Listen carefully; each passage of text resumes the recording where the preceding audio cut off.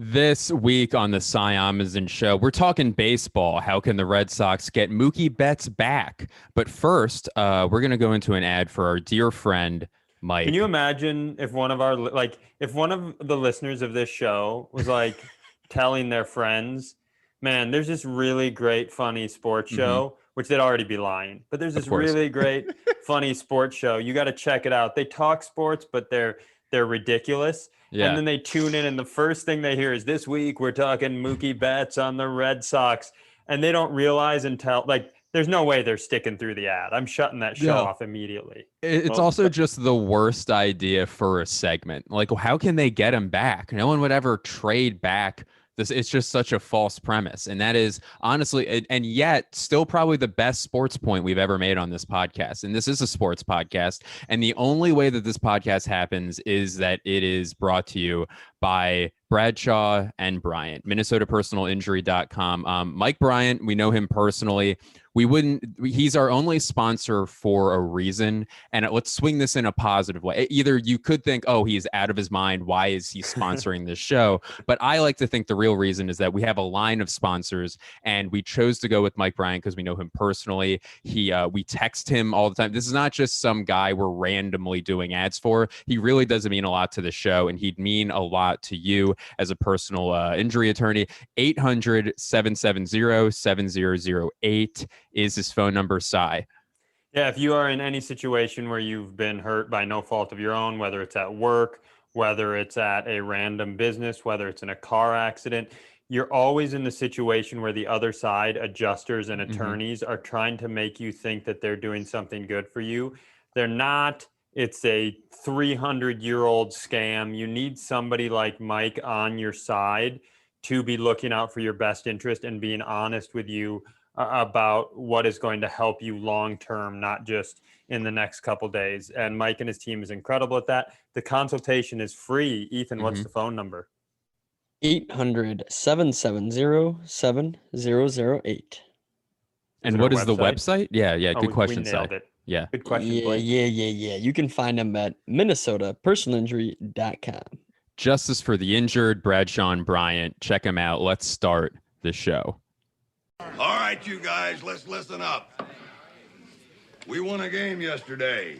And if we win one today, that's 2 in a row.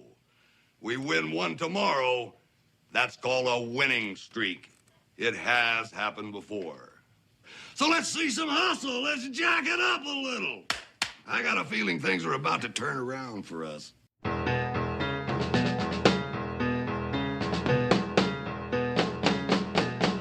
Welcome to the Cy Amundsen Show, everybody. I am Blake Wexler. This is sort of sports podcast that puts the hip in hypocrisy. This week we have a great cast. We have Ethan Heidorn over there. We have Tom Schreier. We have Preet meeting off in the meat locker. And then we also have Joe Gill will be on the show too. And I guess my daddy, we could call him co-host, doesn't seem strong enough of a word. Cy Amundsen is here as well. Hello, lover. It's good to be here. I always think it's a good idea to have 6 adult men on a podcast. What could go wrong there? I know we have a jam-packed parade of sports on today's program, Blakey Boo. But before we get to that, I do have some news for the group now and the audience. Now, if you are a longtime listener to the podcast, you are very familiar with the JPG Mobile, Joe's vehicle. If you are more recent, as Tom almost has a heart attack and we haven't even gotten to the story yet. If you are a newer listener to the program, let me give you a recap. For the last half of a decade, Joe has been driving a 20-year-old Lexus SUV that is the size of a space shuttle. And although it looks decadent from the outside, the inside looks like it looks like a trash can. Yes. Like a big space shuttle sized trash can. It's been the fodder for catacombs. It's been the fodder for much humor on this show, but I'm here, unfortunately, to bring the group some terrible news.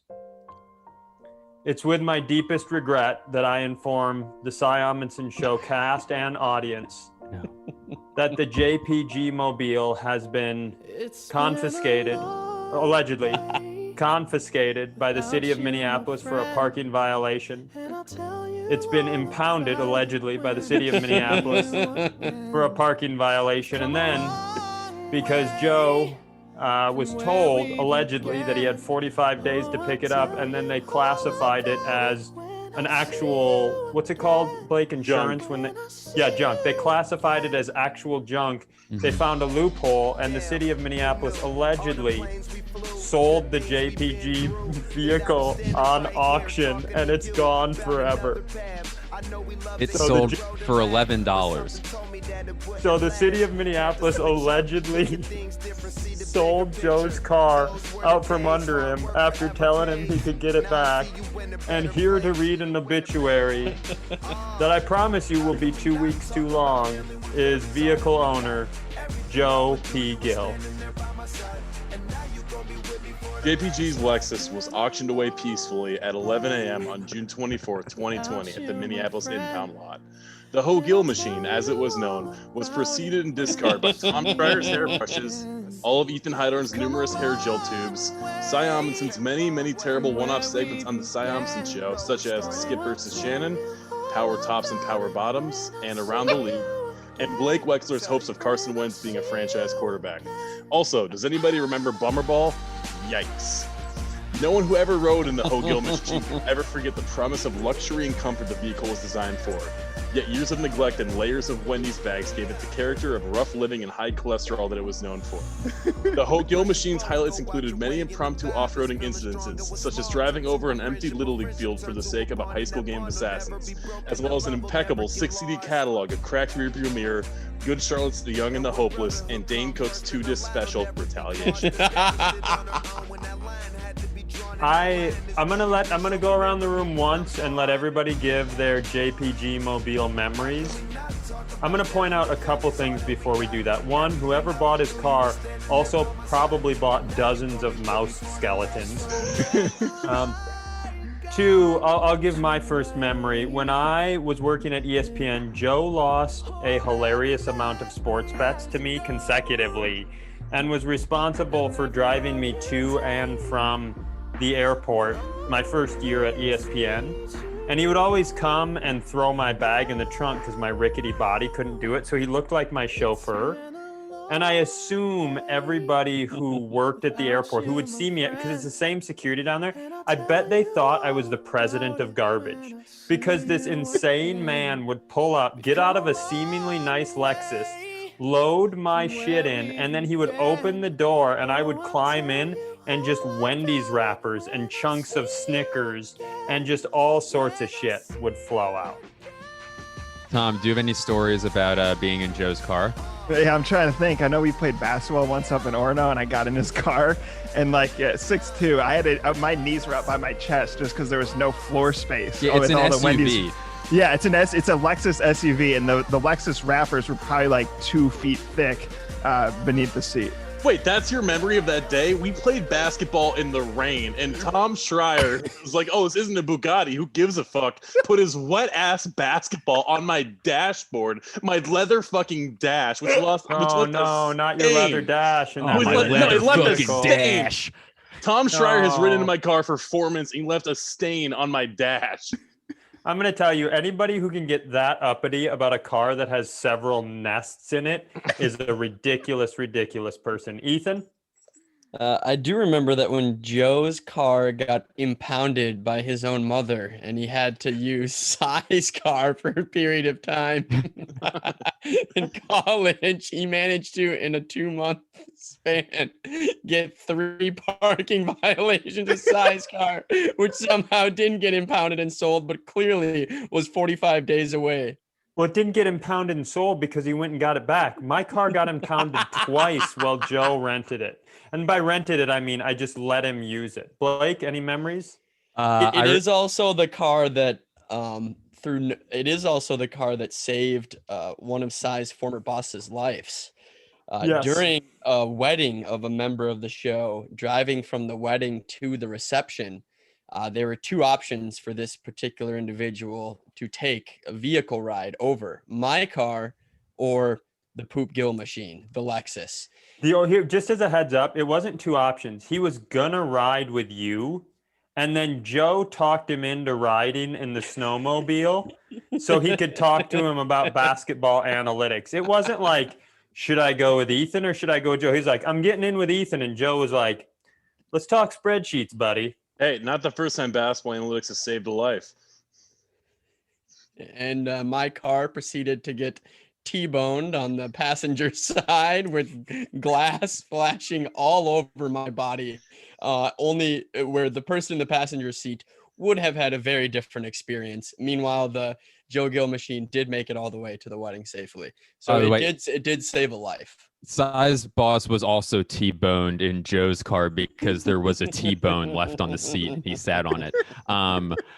Joe was sweet enough to take me to the airport one day after a comedy festival in Minneapolis, and we were staying at Size, and the car was fucking disgusting, but it was very nice. It saved me a lot of money. The Uber would have been $60, and as I was so disgusted by his car, but I love Joe so much I would never say anything. And then we got to the airport. Joe asked me to Venmo him $25, and it was one of those things where obviously it uses gas. I think the car runs off gas. It's not sure. It might run off the souls of varmints from years past, but he did ask me for 25. It was just one of those things where I'm like, I don't know what to do here.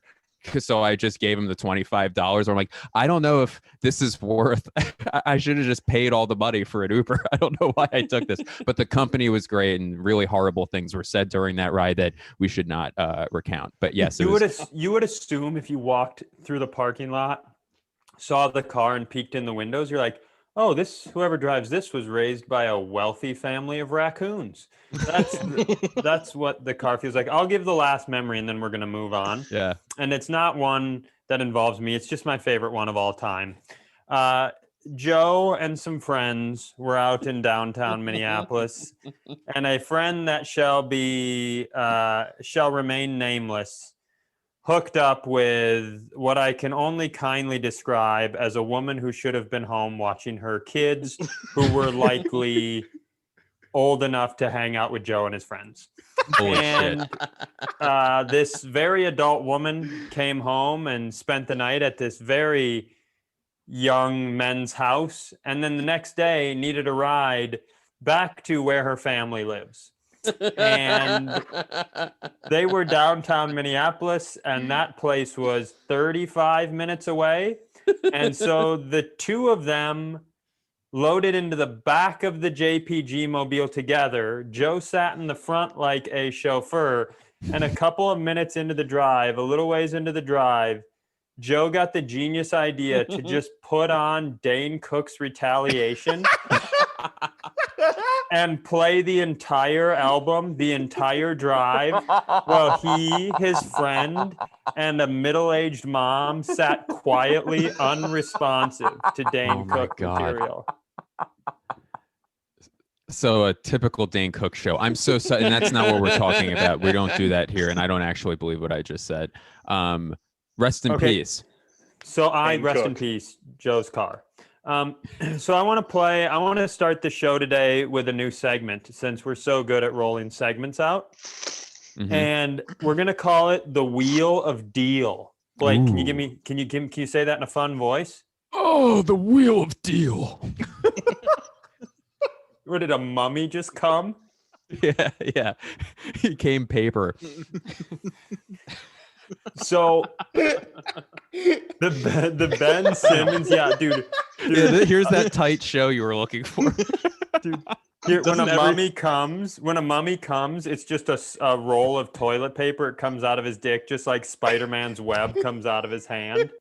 When a mommy comes, the next day it rides in the backseat of Joe's piece of shit car while listening to Dane Cook.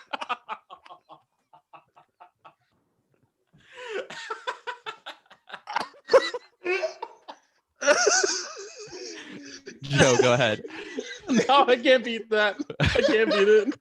Joe with some rare self-awareness. Maybe losing the car is changing him. So here's how it's going to work. The Ben Simmons trade that we all believe a Ben Simmons trade is going to happen. His agent, Rich Paul, asked the Sixers about it. Right now, they're being like, no, we're not going to do it, because teams are liars. So what I thought I would do is I randomly assigned all 4 of the men on this show 2 teams to pitch me. I will be representing the 76ers and both Daryl Morey and Daryl Worley. And I will receive the trades. Here's how the game works. We'll go in order. Pitch me your best trade. Give me the reasons. If I accept the trade, you're the leader and you're the winner. When we're all said and done with all 8 trades, whoever's left standing wins the wheel of deal, and we will have discussed a handful of trades. It's probably going to go really poorly, but Blake, for the 1000th time, we're going to give something a try. A wheel of deal. So we're going to start with Ethan Heidorn, who has drawn the Sacramento Kings and will be representing Vlade Divac and the memories of Doug Christie. Ethan, please present your first trade. For speaking on behalf of Rajiv Ranavek, or however you pronounce my owner's name, I honestly don't know. Never have. The Sacramento Kings are proposing to the Philadelphia. It was borderline racist. You're lucky he's one of those Eastern whites. Yeah, smokes a lot of cigarettes. He doesn't pay attention to the rules. It's more about how Vlade clearly doesn't know anything. We intend to offer or request from the Sixers the salary of Ben Simmons. In exchange, we'll get what we feel to be a very fair deal. They will get a point guard who can get into the lane, create space, and already has shown the ability to score in high numbers in De'Aaron Fox, also controlled under contract, as well as another shooter to surround Joel Embiid with Buddy Hield. And because I made the worst drafting decision in the history of since Sam Bowie, and I decided to take in a draft where the top 3 picks were Luka Doncic, Trae Young, and DeAndre Ayton, I have decided to get rid of what is the nightmare reminder of my first draft. Marvin Bagley is thrown into the trade as well. So I'm going to get, so just to make this clear, I will receive De'Aaron Fox, I will receive Buddy Hield, and I will receive Marvin Bagley alert. And no, you're not throwing any picks in there. Nope. And we also get back George Hill and Gary Clark as salary fillers to even everything out. Joe, comments? Yeah, speaking of memories of Doug Christie, can Vladdy find it in his heart to include a copy of The Christie's Uncut, which is, of course, a pornographic film that Doug Christie and his wife made about 2 years ago? Is that real? That is real. Yeah. I was going to say that the porn was called Memories of Doug Christie, but The Christie's Uncut, which, of course, makes it sound like he's just uncircumcised, is a way funnier name. There's a porn. Doug and his wife made and released a porn. Yep, it has. That's so sweet. It has. So you can buy. And I'm watching it. I have it up. You don't have to tell me about it. You can buy it. You can buy it new on Amazon for $79.99. It has a 5-star rating with 3 ratings, and they all just say jizz. $79.99. Yeah, $79.99. How much money do you think he's made? $160? About $240. I'm going to decline this one. I'm walking away from it. If you'd have thrown in maybe some of the Christie's Uncut, I would have thought about it. But I'm gonna hang out on the wheel. Daryl. I'm not delusional. You're delusional. China's delusional. I'm gonna get feedback on that. I'm gonna be in trouble because of that comment. You should probably. That was a reference to his tweet from like 2 years ago, right? Like that was very much that. That wasn't me. That was very much a Daryl Morley reference. So I'm gonna pass on De'Aaron Fox. Here's the thing.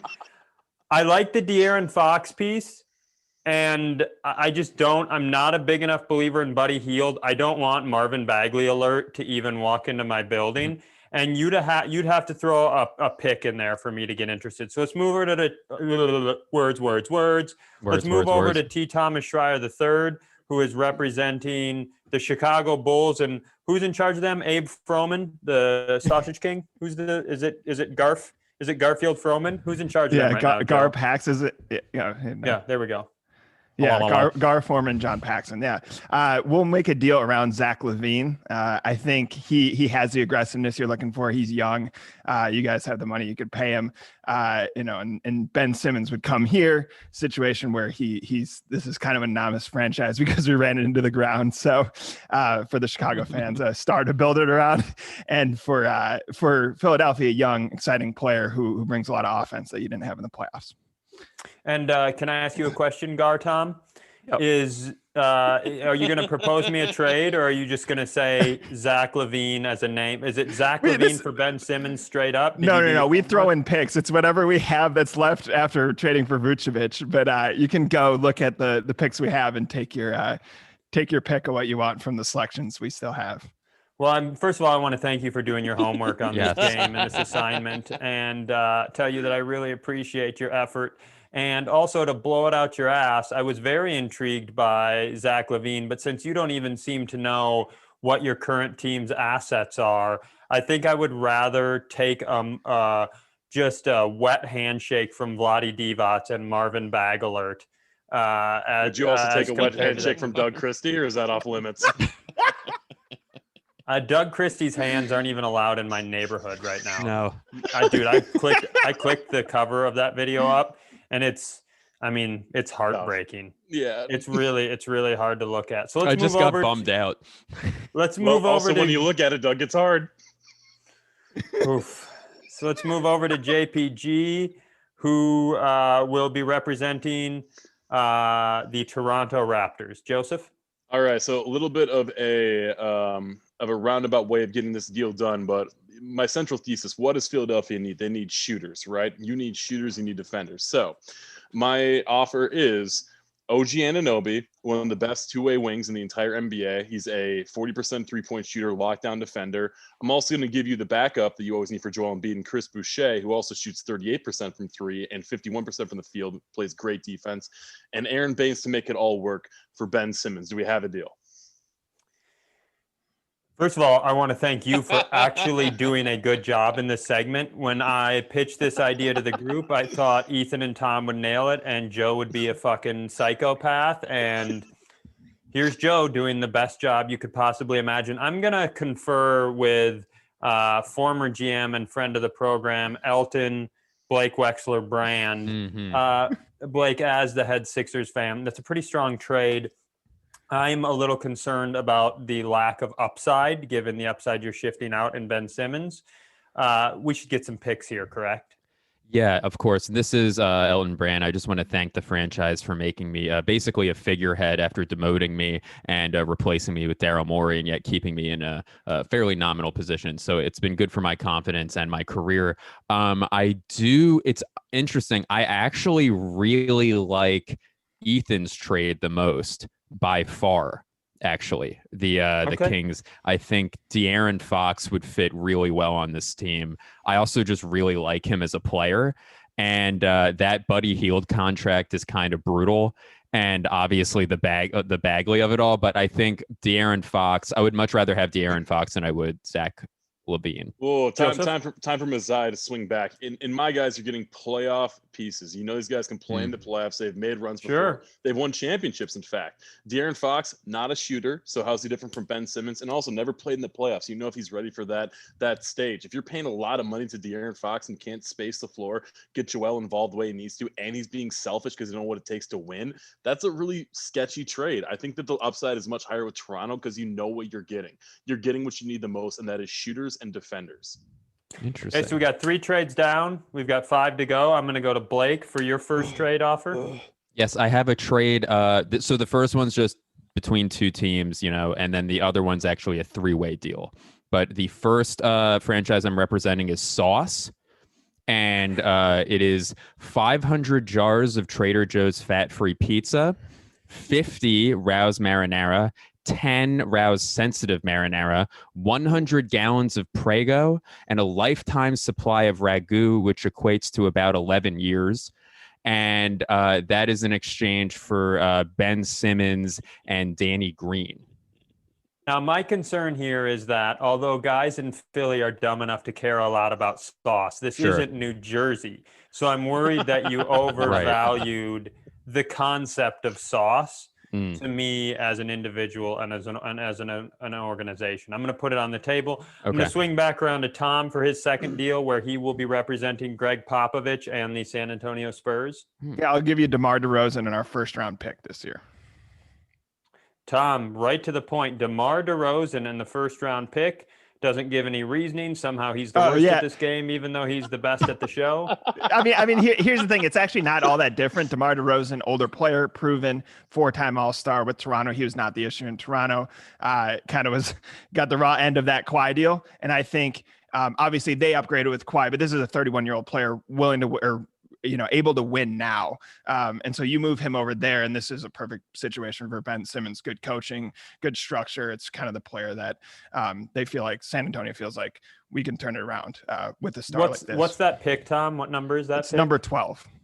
So you're taking DeMar. I was actually the problem in Toronto, DeRozan, and the 12th overall pick. Okay. I'm intrigued by that, Joseph. Yeah, why are you taking on a player who basically was part of like a 1-for-1 trade where his team went from being eliminated in the first round to winning the fucking championship? And he's older and worse. I don't understand like why this would be something that, and he can't shoot. That's why it's the wheel of deal, right, Blake? Yeah, that's true. It's the wheel of deal.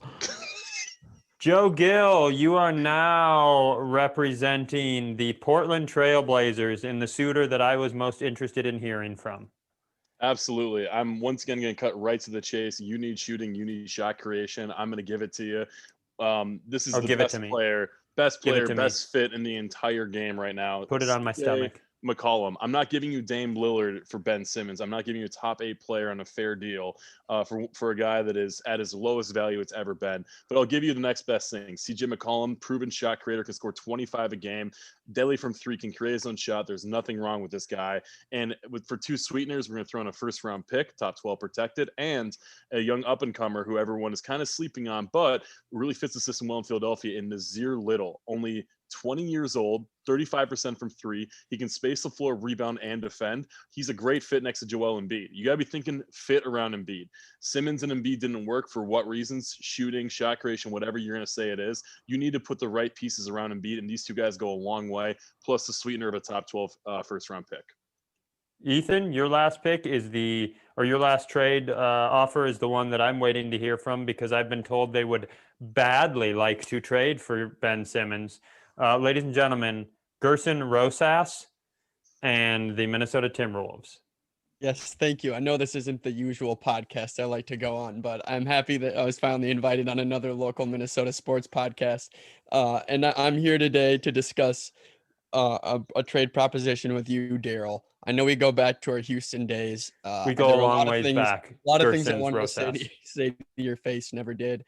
So instead, I'll say it in this trade offer. I would very much like to take off your hands the lowly dumpster of a player that we saw in the playoffs this year, Ben Simmons, and we will require for salary filler George Hill and Gary Clark. But as part of this trade, we will be interesting you in a guy who's under contract, much like your Ben Simmons, that you have control over, that will fit in under your luxury tax, who can create his own shot, who can play effectively in the pick and roll and hit an open 3 while not giving away secrets of his teammates anymore. D'Angelo Russell, he really has matured a lot. I think he would fit excellent next to Joel Embiid, along with getting a shooter in the shooting guard position when Seth Curry gets played off of the court. You will have Malik Beasley. Yes, his time is being served right now. He will be a free man when he gets there. No need to worry about his jail sentence. It's being handled here in Minnesota. He will be a free man in Philadelphia. You just have to wait 3 months to get him. So then you will be able to, on your wing, you get to choose between, because we know how malleable the NBA is, you get to have Seth Curry, Beasley, and Tybal. So you can mix and match those defenders however you want to match scoring, shooting with defense. You will also have to take on one of my biggest mistakes already as a general manager in Juan Honcho Hernan Gomez. He is part of this deal. You have to take him no matter what. But to sweeten that, you will get a lottery protected first. I have also already reached out and agreed separately to trade Josh Okogie to the Bucks for Jeff Teague, just so Josh Okogie's no longer on this team, because I cannot stand to watch him play. He's the worst, and I would just like to forget his existence. Thank you. I'll hang up and listen. Gerson, you're Very being way well too laid hard. out, Ethan. You're being way too hard on yourself, buddy. Whenever you have the chance to lock down a Spaniard who's never done a damn thing in the NBA because he played 10 okay games and the team was 0-10 for $5 million over 3 years, it's a no-brainer.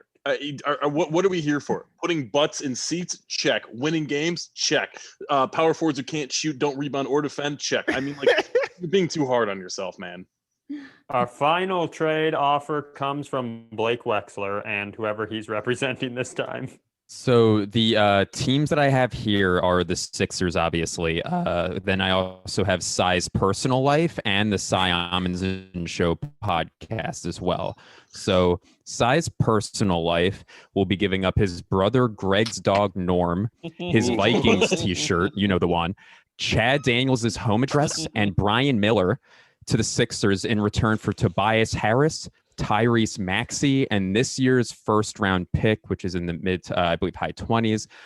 The Cy Amundsen Show receives Ben Simmons and Matisse Thybulle, but gives up Ethan's headboard, the liquid from Tom's hair, the exact details of Cy's contract with Bradshaw and Bryant, Joe's shitbox of a car, producer Justin's sarcastic tone, Maddie J's photography skills, and Preet's meat. Ooh. I Three-way feel deal. like the show is giving up far too much in this situation. Well, Interesting. I think Norm is correctly priced as a negative asset, right? He's not. No, that's the crown jewel. Oh, Norm is responsible for a lot of tragedy, so I don't know that he's a positive asset in today's league. So after hearing all the offers, Mhm. And obviously these aren't what the offers will look like, but when we found out that the Timberwolves were going to trade, they wanted badly to trade for him. I was like, yeah, sure. I would like to, have somebody hand me $300,000 and, it seemed like nonsense. Like, of course you'd badly like to do that, but hearing what everybody else is offering, if the Portland Trailblazers aren't going to put Dame, and Joe, you're like using your scoff face, but if they're not going to put Dame, why would they ever do that? Well, first of all, he might force his way out. He might force his And then way they'll out. trade him to not Philadelphia. Yeah, they're not. Yeah, that's unrealistic now. No, here's the thing. I understand. That's why I said if they're not going to do that. Now, there's an argument to be had here. If Dame is going to force his way out, you're not going to get something better than Ben Simmons for him unless you want young picks. If you want somebody right now who you can build your team around, Joe, a guy that you literally jerk your basketball dick off to, I would argue that if Dame is intent on leaving, you're not going to get much better than Ben Simmons back for him. Wait, are you saying Dame forces way out or Dane forces way out? Because those are two drastically different scenarios.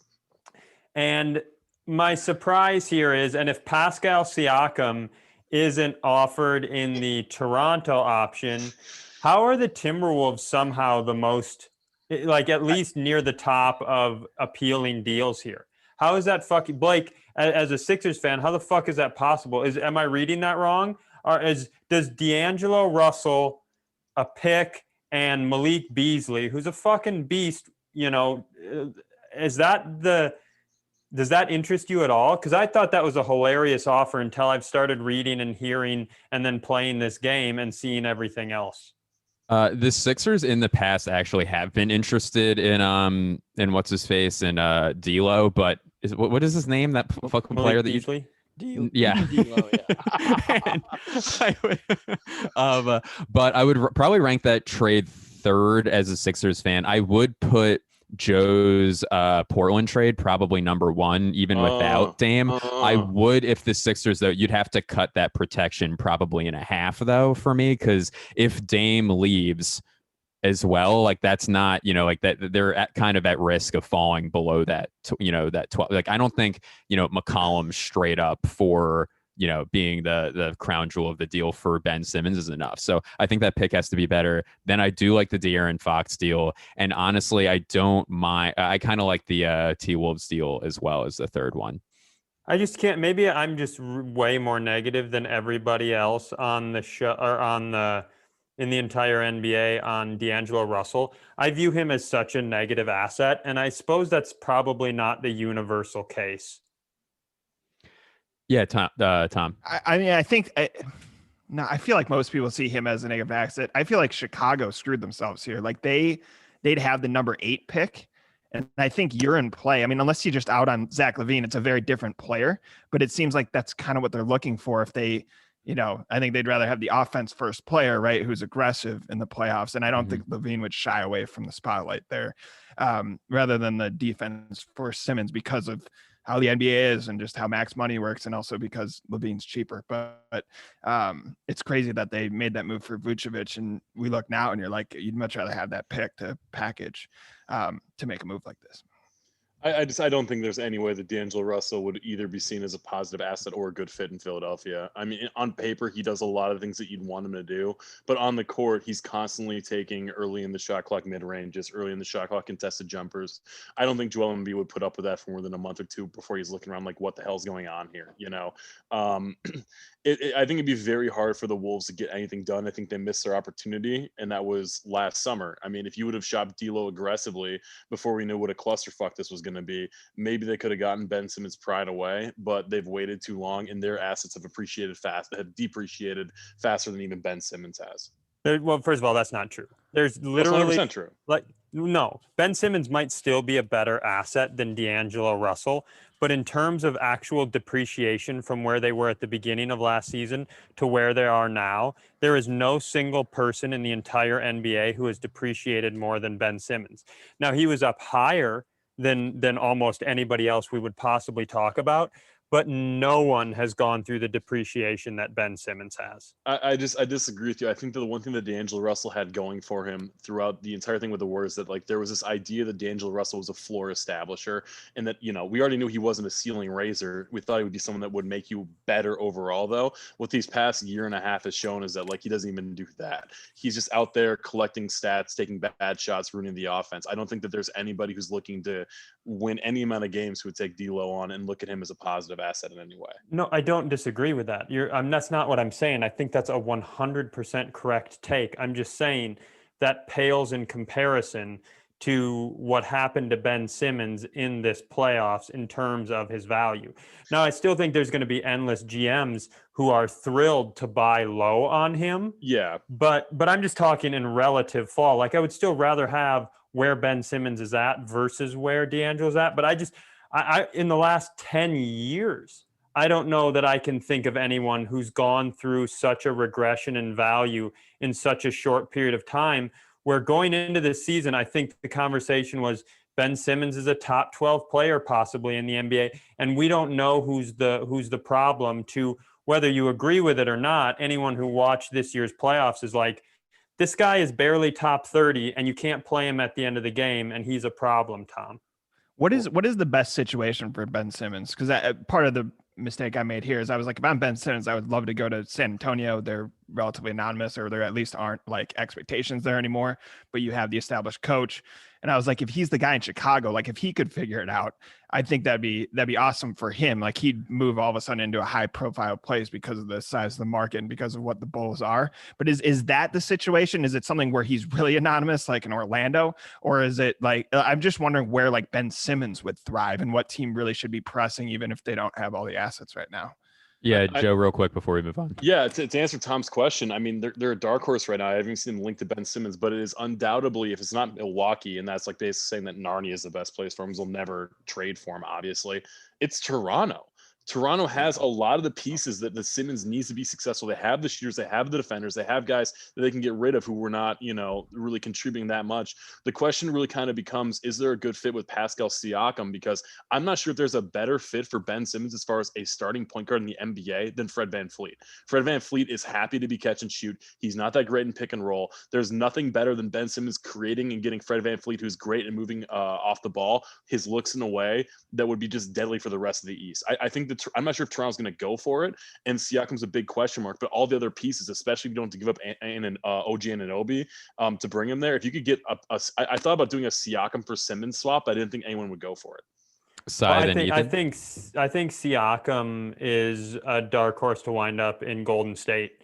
I think there's a really good chance that you see, and Joe, this will fuck everything up for you, but you see Siakam go to the Warriors for Wiggins, Wiseman, and that 7th overall pick. And then you get Simmons up there, you get rid of Anunoby, and you have Van Fleet, Simmons, Wiggins, that pick, and Wiseman, and you have a really interesting team. But I don't think Pascal Siakam is safe in Toronto by any stretch of any imagination at all. Ethan?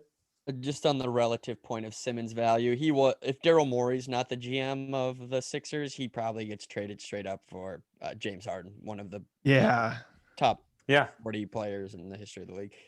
Unique circumstance, but Yeah. But yeah, to go from there to where we're at right now is a historic devaluation. Because you're right, if there wasn't that aggressive nature between those two franchises, given Daryl Morey's existence, that trade is done mid-season. It is unique because you're never going to get equal value for James Harden in that situation. And what they got from the Nets to me is a poo-poo platter. Hilarious. Nothing. So it's, doesn't necessarily mean Simmons is on the level of Harden, given the unique situation with the worst owner in the NBA. Yeah, Tom, one more. Yeah, it just seems like the Toronto thing's interesting because I think they have the wrong assets. Like, I don't think they're giving up number 4, and I don't think like the Sixers would want Lowry given his age. But goddamn, he's gone. Well, Lowry's an expiring, so yeah, you can't. Okay, yeah. No, I'm trying to think of like what Toronto's packaging in a trade. But I love the idea. Here's the thing: they can do it? They could do a sign and trade with, because Lowry was a guy that the Sixers wanted and have wanted. He was too expensive. And the idea of him being a sign and trade, you may have to find a home for Tobias if you're wanting to pack it, if you're wanting to also get Siakam in there. But that would Simmons is a match. Lowry and Simmons would match up nicely. Probably something like Lowry and then maybe Boucher. It's so tough to know how these guys value the veteran presences, right? Because Lowry's somebody that is a proven championship winner, but at the same time, different. He's 34, 35, 36. I think he's like 36. Yeah, I mean, he's got probably 2 good years left in him, and if you're giving up Simmons for the perfect guy for 2 years, you can justify that. But many GMs would rather take the rollover option with a younger guy who can potentially be there for 5+ years. Kyle Lowry, Philadelphia native, 35 years old. From basketball that might happen to basketball that is happening, kind of. Giannis left game 4 with a hyperextended knee. Trae Young slipped on a ref's foot, and he has a bone bruise and missed game 4. There have been, at least in my memory, more injuries in this playoffs than I can remember in forever. And I don't know if it's weird seasons. I don't know if it's a combination that, these superstars have had such odd schedules, but have no daddy, no, yes, daddy, yes. Have these injuries affected your enjoyment of the playoffs? And yes. And honestly, and also for the average fan too, like what is the long-term implications of these injuries this year, Tom? Yeah, it's yes, daddy, yes. And I think it always is. That laugh was tough, but okay. Yeah, that was a bummer. That was a huge bummer of a laugh. But it's good. What we learned here is the NBA has always said it's about market size. I think it's about stars. And so just when you're learning this, and that it would have been fine if Trae Young leads the team through the playoffs, beating a New York team, right? Just when, we talked about that 1-game playoff and how it was kind of penny wise, pound foolish that all of a sudden Curry's out of the playoffs. Like, this is, you don't obviously have Chicago, you don't have New York, you don't have LA in this other than the Clippers, which is the second team. But it doesn't matter if it's the Nets and the Clippers because people like the players on those teams. Doesn't matter that it's Atlanta because people love Trae Young now. Even with the Suns, it's this Chris Paul narrative, and we're seeing the best out of Booker, and even the narrative changed around Ayton. The problem is once you lose these stars, like then it does matter. Then it's just like Milwaukee and Atlanta in the finals, or or Milwaukee and Atlanta playing each other, I should say, without Trae Young, without Giannis. If the Clippers get more hurt, especially with Kawhi, watching the game, and we assume he's not going to play anymore, then that is just the second, LA team. And same thing with Brooklyn, where that was an up and down series, literally just because of the injuries. Then it's all of a sudden, well, it's just New York's second team. So it's such a bummer that in a year where we learned, look, the NBA is just fine as long as you have stars, building their way through the playoffs. Once you take those stars away, you're like, well, it's not like it's these historic teams. It's not the Boston's, LA's, the Knicks or whatever who are in the finals here. Yeah, so to me, it was kind of a bend, don't break thing. You know, you always want stars available, and you could deal with it. But now with Trey and Giannis, now you're like, this is too much. Like I was still buying into storylines. You had Giannis getting to the finals. You had a young Trey. You had Paul George, a guy who received a lot of criticism, which has been fair, but also has been mocked and made fun of a lot, which isn't fair. You know, Paul George, despite some poor performances, never deserved the amount of mocking that he has received. You know, you go back to his days with Indiana. This guy's a fucking superstar. And what he's done in the playoffs, averaging 15 fucking rebounds nearly, scoring 40 points without Kawhi out there. Like, I've loved the Paul George story. I love the Suns story. There were enough stories still intact that were fun to follow. It's just now when you lose Giannis, the stories are disappearing a little bit. I don't want to watch Chris Paul get his first title against a banged up Giannis. That's not a good story to me. Yeah, it definitely takes a little of the luster out. And by the way, Preet from his meat locker opened it up for a few minutes. The temperature has regulated, but he let some cold out and is telling us that Kawhi is a game time decision for tonight. Joe, go ahead. I want to say quickly too. I mean, I've seen an uptick of people being like, "Well, the NBA couldn't understand that these injuries are going to happen." I remember how I was feeling. You know, I don't talk about what I do in basketball very often in the show, but like, I was so mentally drained. No, come on, you're an open book. I was so mentally drained after the bubble last year. When I heard the turnaround time was about 2 months, I literally swore as loud as I've ever sworn in my entire life in Tom's apartment. I have felt. Just doing what I do, which is just watching film and looking at numbers and like typing up a whole bunch of stuff. I have felt mentally defeated for the last 2.5 months after this just incredible grinder of a season. I don't know how these players have done this. The fact that these injuries took this long to start cropping up like this and really becoming like really looking like fatigue injuries is insane to me. The NBA clearly put short-term profit over the long-term health of the league with this decision. It should be scrutinized for a long time to come. Yeah, I think the question I have here is like, will these narratives carry into next season? Like, will we see this as such an anomaly because of what Joe said, because of the mental stress, physical stress of turning it around, shortened season, and then all these injuries because we don't know. Fully healthy, we assume like Brooklyn runs away with it, right? And the playoffs look a lot different. But like, are we going to be talking about Paul George the same way of like, look at what he did in that playoff series? I think Ayton, Trae Young, no one's saying they take him over Luka, but it's no longer as catastrophic, the trade and the selection of Ayton. Like, at least you got a good player out of that who can win meaningful basketball games. Even the Giannis narrative was kind of like, we're sick of him, he's MVP every year, can't do it in the playoffs. Like, we've seen performances here.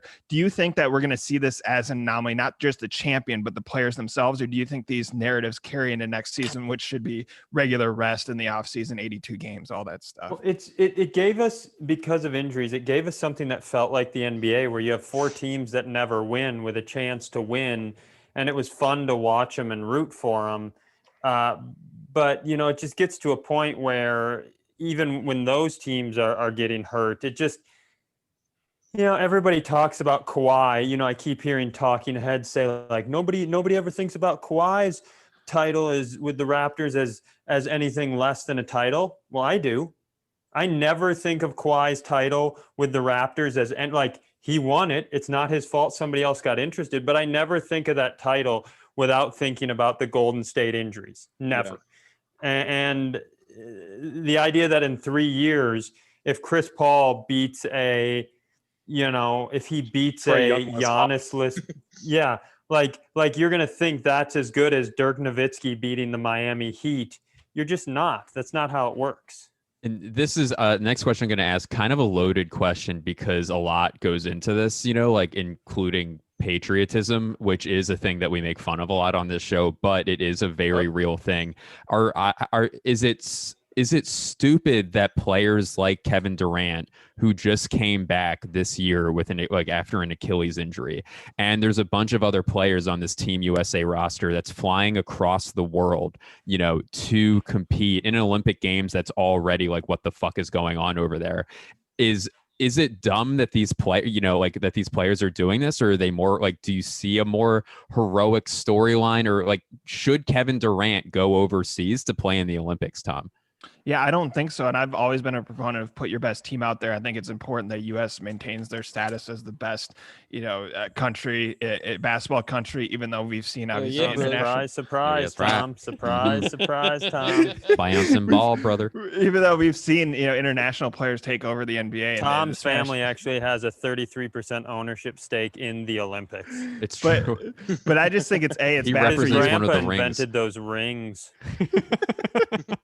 But it's bad for everyone if Kevin Durant gets hurt. His grandpa also sued the movie Cool Runnings for a bunch of reasons.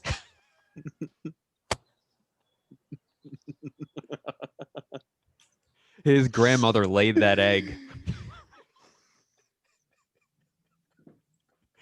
It doesn't even make sense. It's just calling your grandmother a bird for no reason. I'm sorry, Tom. People are wondering why Tom's not talking.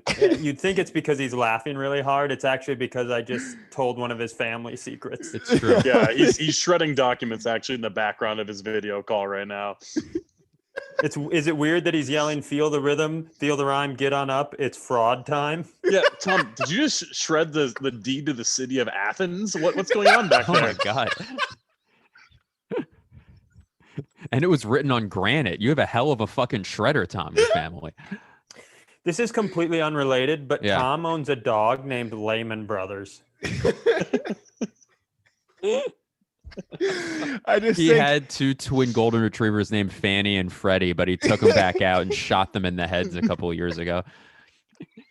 I just think it's not good for anyone if Kevin Durant gets hurt. It doesn't help the team. It obviously doesn't help, USA basketball or the NBA. And so I generally am a proponent of send your best players out there. It's just, I think there's a scenario where Phoenix is in the finals, like Devin Booker would literally finish a game and get on an international flight.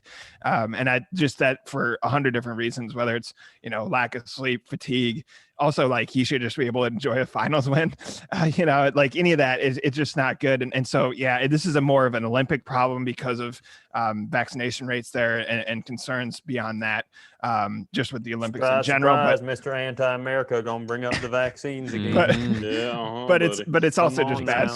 Yep, that's what I'm saying. Crooked Hillary. Yep. Crooked Schreier. But yeah, it's also just not good for the players unless you're like Kevin Love, who hasn't played much in 3 years, in which case he might be starting for that team if all these other players are fatigued. Lock him up. Alex the Caruso was arrested for marijuana possession in Texas. Is this one of the funniest players that could have been arrested for? I mean, maybe Boban is funnier. Yes, but that's like obvious. Like that guy's high during interview. I guess. Yeah, go ahead, Ethan. I'm sure he needs 8 pounds to get high. He's a monster. He got caught with a felony amount, yet it's all for him, as Jerome Simpson, former wide receiver for the Vikings, said when he got caught being shipped 4 pounds of marijuana to his house. All for me, baby. Joe, is this the last guy or the first guy you'd expect to get caught with weed? Second to last. Kirk Cousins is definitely first.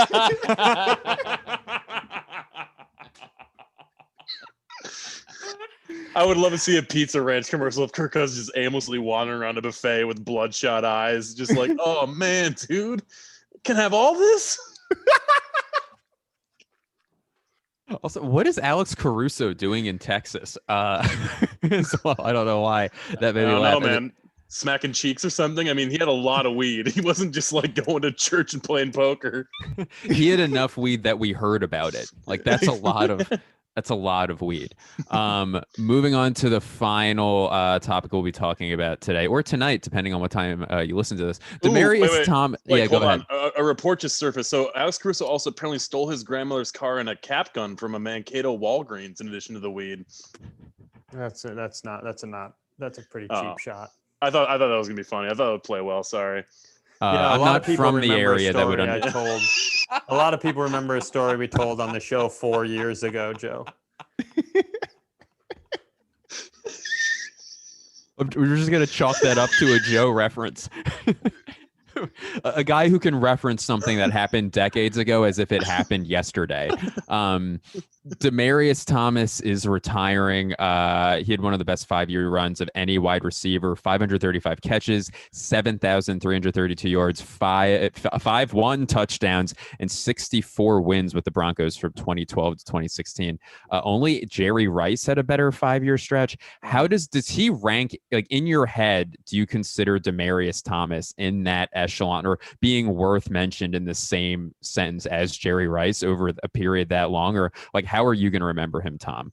Yeah, I mean, honestly, I was shocked by that. I always thought of him as like a great fantasy football player, but like Right. I didn't see the numbers consecutively there. Having said that, it does feel like he was kind of in your life forever because he was this good. It's incredible just given how healthy he can stay, and given that I don't think the quarterback situation was ever stable there, that he was this productive in Denver. Got to be that productive in Denver because Peyton Manning came back after his neck surgery and jerked off for 3 of the most incredible like statistical seasons in the history of quarterbacking. And Demaryius Thomas was the primary beneficiary. So yeah, I mean, it makes a ton of sense. And the 2 years before that, he's got to do the Brandon Marshall before him rack up 100 catches over 1,200 yards. He was the poor man's Calvin Johnson. And then he became way too slow and couldn't get any separation. And they went through their own post Peyton Manning quarterback depression there. So yeah, I mean, he was a good player and you remember him being but he was never, even when he was at his peak in the league, probably 4th or 5th best receiver. And really it was about his situational success and his body before he could just no longer run. Here, Joe, we'll get to you in a second. I'm really sorry. We have a caller actually, which we've been getting more and more of these recently. And on the phone we had, it's his caller ID's blocked for some reason. Who is this? Keith from Oshkosh. Oh, fucking hell. Keith, welcome back to the show. You're Long calling in. Long-time listener, second-time caller into the program. Just want to lay into my thoughts here real quick. First of all, I think Alex Caruso's innocent. Obviously, look at the guy. And then I'd like to send my condolences to Joseph on the loss of his vehicle. And if I may suggest a vehicle to replace it with, I would say something like a Ford or a Chevrolet or a Dodge. Those would be my top 3. Not a fan of a German or any car made outside of the United States. German. I could get on board with a German car.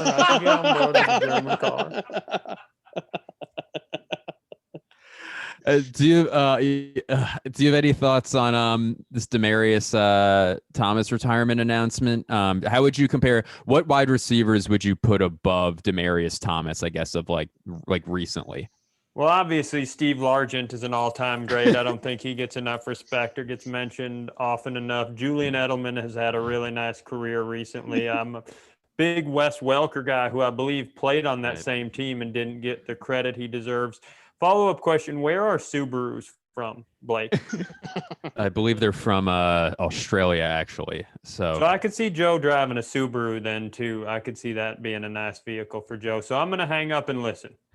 All right, that was Keith calling back in again. I thought we blocked. You can't allow him to call in. All right, and so that was Keith, and God, Jesus Christ, the phone's ringing again. Okay, hold on. Hello. Yeah, I'm not quite sure. I didn't hang up. I'm just not quite sure how to hang up, and I want to hear the rest of the show. So I'm just going to mute my phone and hang up and listen. All right, I think you just. So I'll push mute. Okay, that's perfect. All right, he's pushing mute. I'm Becky, sorry. what time is dinner? He's Keith. Yeah. No, I told you. Keith, you didn't. We can hear you. When I listen to the show, I'd like to have dinner shortly after the show. Keith, you got to press. Keith, you got to hit mute or hang up. Yeah, I made sure he wouldn't buy a Toyota. What the fuck is Justin doing that he's not muting? Might as well get a Honda if you're going to get a Toyota. I can see this. Why don't you buy one of those little Mitsubishi motorcycles while you're at it? God, if he says the shit that he says when he knows we're recording, I can't imagine what he's going to say when he has no idea that anybody's listening. Yeah, pot roast is fine if you want to be fucking lazy about it. Sure. All right. Here, let's try to talk. Let's try to talk over Keith, just because he's, I think, about to get really mean to. I assume it's his wife or whoever's in his home, maybe his daughter. It's definitely, he wouldn't talk to a man like that, I'm sure, knowing his personality. Joe, you had a point about Demaryius Thomas. Yeah, I was just gonna say he was the perfect man, perfect place, perfect time, and that of course is referring to Tim Tebow's 80-yard walk-off touchdown against the Steelers, the greatest moment in NFL history. Before he was blackballed by the NFL for real, I'll add an actual blackballing. Demaryius Thomas helped Tim Tebow put his fairy tale stamp on professional sports as it is. I'd just like to say, before I hang up, because I've got to handle this dinner situation, I'd like to say thank you for Joe finally speaking some truth to radio here. Never has anyone been more unfairly treated in the history of sports or media than Tim Tebow. We should rename this podcast. And in baseball. We should rename this podcast "Truth to Radio."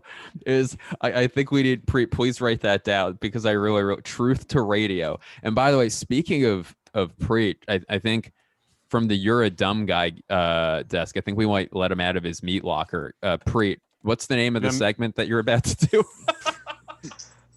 It's "You're a Dumb Guy." Oh, I got it right. Okay, cool. This is I'll set it up for Preet, because I imagine he'll do it as well as Tom pitches his own, website that his living is based on. Of course. This is where Preet is has not been inheritance. fact-checking. Yeah, sorry, you have a good point. This is where Preet gives his corrections and lists our mistakes from the program, which on this episode, I'm sure will be aplenty. I actually only got 3. The first one is Tom. You said Garpax run the Bulls. Garpax has been fired since like halfway through last year. Tom, you're a dumb guy. Mm-hmm. The second one is JPG. Oh, fuck you, Jason Marasshole. Get that guitar out of your shot, dude. You don't play that. Okay. Now, that would have been a pretty great joke if we would have established that Preet does have a guitar in the background. Calling him Jason Marasshole would have been funny, but rather than giving the audience context for your joke, you just said maybe the most insane thing. And I was like, why did he call him Jason Marasshole? All right, you Adam Levine-iate. It's like, what is he talking about? I think the worst thing is if you pull Brooks up my and done Spotify. talking, brother. Mick Jagger off. If you pull up my Spotify, I think the last song was a Jason Mraz song. Penny, log that off. checks out, Preet. That checks out, Preet. Why don't we just Jamie finish this Hendrix, segment out? sucker. But the JPG said the DeMar trade was a 1-for-1. But Jakob Podol, Danny Green, the first round pick were all also. Oh, come! I know that it was basically a 1-for-1. Come on. Oh, was it basically? Or Yes. are you basically a dumb guy? No, stop. And the third and final one for this week is Psy. Ooh, He said that the ice Paul. is thin. He said that Paul George is averaging 15 boards this playoff. He's only averaging 10 boards per game, not 15. So It's pretty that's close. the So. final one. Okay. Well, if you this round is your up. final time ever being on the show. So. Preet, the meat. As we got Preet, do you have anything to plug before we get going? Yeah. Check me out on Twitter, tschreier2. Yeah. Article coming out probably Friday or Saturday, but yeah, that's about it. All right. Well, take your whole day Friday and your whole day Saturday and glue yourself to the internet and try to find Preet's article. Preet's a great writer, so stay tuned for that. Very specific plug. And now, Tom. I don't know if we can have 2 in a row here. Actually, Joe, you go ahead. What do you have to promote? Nothing. I'm a free man. All right, great. If you want to drop off a car to Joe or legal advice, apparently, because Lord knows whatever the hell is going on. That's it. So the government stole his car. Ethan, what do you have to plug? You can find me in Jimmy Chill's mentions. Your video with your little dog in the video. Too cute. Did you just like run into the other room to do your plug? Why are you like? What the hell is happening? Do Are you do you want awake? to plug? Do you want to plug that you have a living room? Why are you so far away from your microphone? I'm at the same distance I always am from my mic. Yeah, your voice is I don't very, know, very I here. guess- Ethan, try to sort out your situation, and then Tom, what would you like to Yeah, promote? zonecoverage.com. Rob excuse Searles me. does a deep dive into NFL nepotism and what we should expect from Clint Kubiak. And Mitch Wedmeyer looks at how attractive Minnesota's options would have been at number 7. That's the Timberwolves. Interesting. And now, Ethan, let's try you again. Yes, I love. The Not fantasy better. of Unbelievable. reliving the draft. Unbelievable. I would imagine here. Let me do it for Ethan. I would imagine he's somewhere in Jimmy Chill's mentions, and what exactly he's doing there, we'll leave up to your imagination. Sai, go ahead. I would just like to say goodbye. This is my final show as I'm retiring after the way this one went. We'll miss you. And I've appreciated everybody. I'd like to also read a statement from our sponsor, Mike Bryant, in response to Joe's car. Please. Dear Cy Amundsen Show cast, Cy Amundsen Show audience, and Joseph Gill, I appreciate your situation, and I'm here to help like I have been throughout the entirety of my relationship with Joseph Gill. Wow. It has been a lot, and I will continue to be there just like I've always been there. I will not respond to specific or possibly outrageous allegations that he's levied on the program, but I would love to have a conversation with him and sort it all out. As per, that is exactly what I do. So give me a call at Ethan. 800-770-7008 or nothing. I think what happened is Ethan pulled a Tom, and he needs to go into his preferences and understand that his mic isn't actually functional anymore. He's got a Blake, per decibel data plan. Microphone is set to Yeti stereo microphone. Let's not do this now. The fucking show's almost over. Jesus Christ. No. It's Let's on air try to fix Ethan's mic after an hour and 20 minutes of fucking garbage. crazy. 800-770-7008, minnesotapersonalinjury.com. Brad Sean Bryant, Justice for the Injured. First consultation is free. You can listen to Blake's Takes, for God's sakes. It's my podcast. You can also choose not to listen to it. That's what most people do. And that is available everywhere you get your podcast. Sai. Well, Keith's still here. I'd like to plug, I am starting a podcast called Where's My Dinner? It features myself and my 2 children. Just, general humorous commentary about what time supper is going to be done and whether or not we'll enjoy it. And then we do an after dinner pod where we critique the dinner itself. So you can get that on, well, let's be honest, you're only going to be able to get it on Parler. So you can get that on Parler. Look for both those pods dropping soon on Parler. Wes Welker should be in the Hall of Fame. Where's My Dinner? You can get it on Parler. That is the podcast for this week. Thank you so much for listening and sports.